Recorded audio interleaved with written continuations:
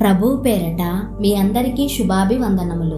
ఈరోజు మన అనుదిన వాక్య ధ్యానమైన ఎడారిలో సెలయేర్లలోని వాక్యము. ఏమి చేయుటకును మాకు తోచదు, నీవే మా దిక్కు.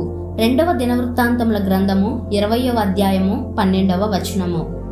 దేవుని నిబంధన మందసం మీద పడకూడని చేతులు పడినందువల్ల ఇజ్రాయేలులో ప్రాణనష్టం వాటిల్లింది.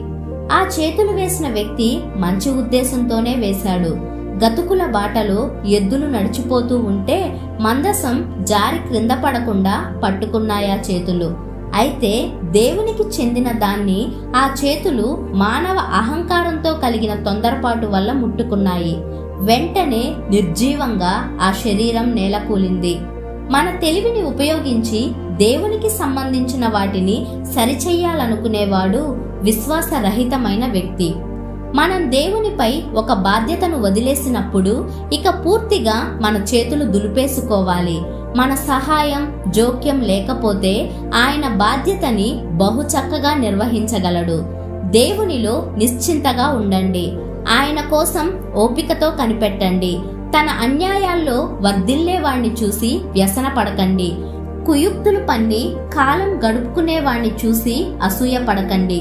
కొన్నిసార్లు అంతా అంతమైపోయినట్టు అనిపిస్తుంటుంది. దేవునికి తెలుసు ఈ విషయం. కానీ ఆయనను తన ఇష్టం వచ్చిన సమయంలో ఇష్టం వచ్చిన రీతిలో పనిచేయడానికి ఆయనకు పూర్ణాధికారం ఇచ్చి ఆయనపై నమ్మకం ఉంచి మనం ఓపికతో కనిపెడితే సరైన సమయంలో ఆయన పూనుకుంటాడు.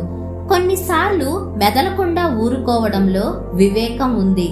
జోక్యం కలుగజేసుకోకుండా ఉండవలసిన సమయంలో కింద మీద పడి పనిచేయడం కొన్నిసార్లు హానికరం కూడా. ఎందుకంటే తన సర్వాధికారంతో దేవుడు ఆ పనిని తన ఆధీనం చేసుకున్నాడు. నిర్గాంతపోయి విన్నవించుకున్నాను, ప్రభు సరిచెయ్యి దీన్నంటూ. నా తలకి మించిన పని ఇది, వేలు పెట్టే సాహసం లేదు.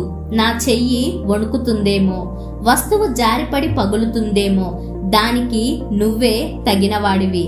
సందేహంతో అడిగాను, ప్రభు వివరించు దీన్నంటూ. ఏది సత్యం, ఏది క్షేమ మార్గం, దేనివల్ల నాకు లాభం తెలుసుకునే తెలివి లేదు. వెళ్ళగలిగే దారి కానరాదు. నీకన్నీ తెలుసు, నాకు వివరించి తెలుపు. చిక్కుముడులు పడిపోయిన జీవితాన్ని ప్రభు చేతిలో పెడితే ఇక ఆందోళన అక్కర్లేదు.